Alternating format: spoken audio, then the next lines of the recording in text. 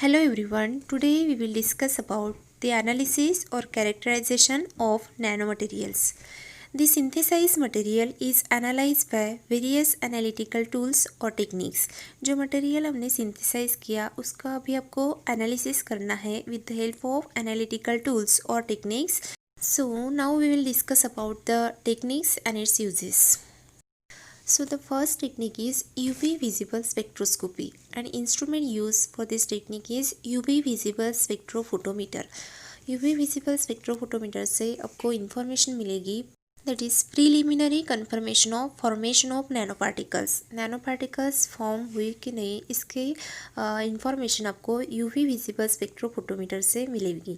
The next technique is X-ray diffraction, that is XRD. Instrument use X-ray diffractometer. And the information is particle size, crystal structure and geometry. The next technique is scanning electron microscopy and the instrument uses scanning electron microscope. से आपको information मिलेगी structure of surface of material, that is morphology. Morphology means external structure of material कैसा है ये आपको information scanning electron microscope से मिलेगी. The next is transmission electron microscopy technique and the instrument used for this technique is transmission electron microscope.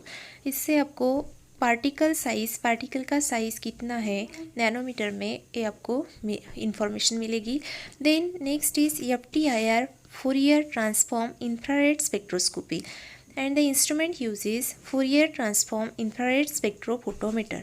इससे आपको information मिलेगी absorption of functional groups and binding nature. Functional group कौन से absorb किए हैं and उसका बाइंडिंग नेचर कैसा है ये आपको Fourier ट्रांसफॉर्म इंफ्रारेड स्पेक्ट्रोफोटोमीटर से इंफॉर्मेशन मिलेगी. Then the history of nanotechnology. First आपको वैटसन एंड क्रिक साइंटिस्ट का नाम दिख रहा. तो वैटसन एंड क्रिक ने इन 1953 में first 3D structure of DNA invent किया and DNA is a nano structure, we know that. Then next is the Richard Feynman. Richard Feynman in 1959 first discovered the term nanotechnology. Richard Feynman इस scientist ने nanotechnology ये term first discovered की. Richard and Feynman is also called the father of nanotechnology. Nanotechnology and nanoscience are the study and application of very small thing and can be used across all the other science fields such as chemistry, biology, physics, engineering, etc. Then next is a von Neumann machines. In 1966, von Neumann machines is the basic design of modern or classical computer, and this computer is invented by the scientist John van Neumann. That's why the name of this machine is von Neumann machines. ये 1966 में design किया गया computer है.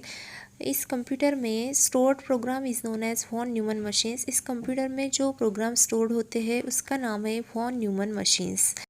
Then the scientist Eric Drexler publish a book engines of creations in 1986 and this book is totally related to nano technology. Then Foresight Institute का organization 1989 में हुआ.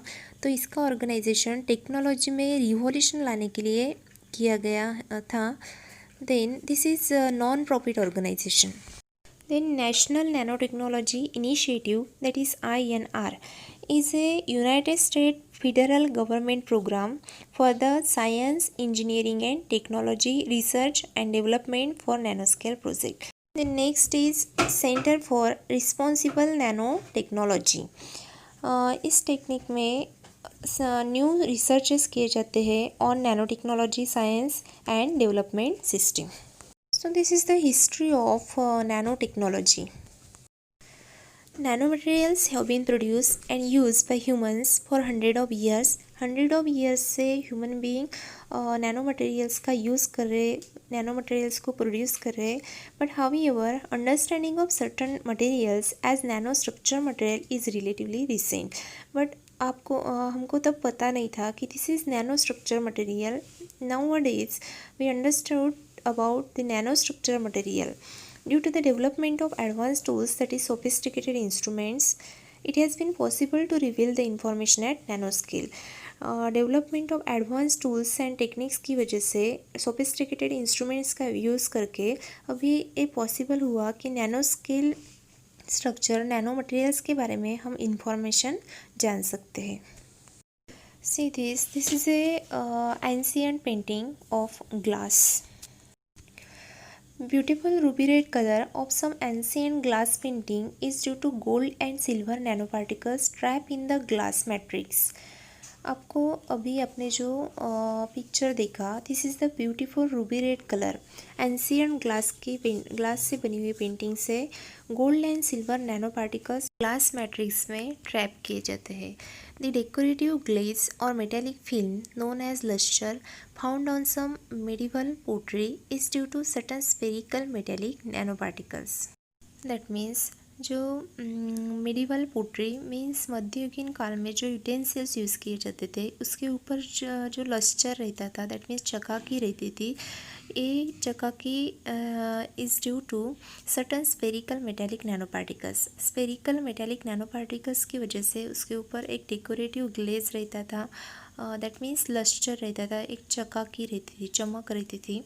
Then carbon black is a nano structure material that is use in tyres of car to increase the life of tyre. Carbon black nano structure material है, car के tyres बनाने के लिए उसका use किया जाता है to increase the life of tyre. Tyre की लाइफ इंक्रीज होने के लिए कार्बन ब्लैक का यूज़ किया जाता है. Carbon nano tubes are made up of graphite sheets and nano size diameter. They have highest strength.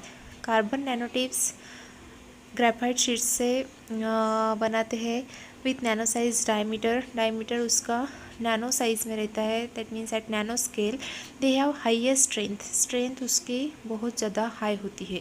Then fume silica a component of silicon rubber coatings sealants and adhesives is also a nano structure material. Sealants एक ऐसा substance है कि जो joints और opening block करने के लिए किया जाता है, उसका यूज़ किया जाता है. जनरली बिल्डिंग्स में इसका यूज़ होता है.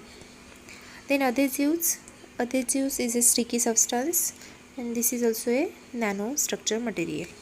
So in next lecture we will discuss about the applications of nanomaterial.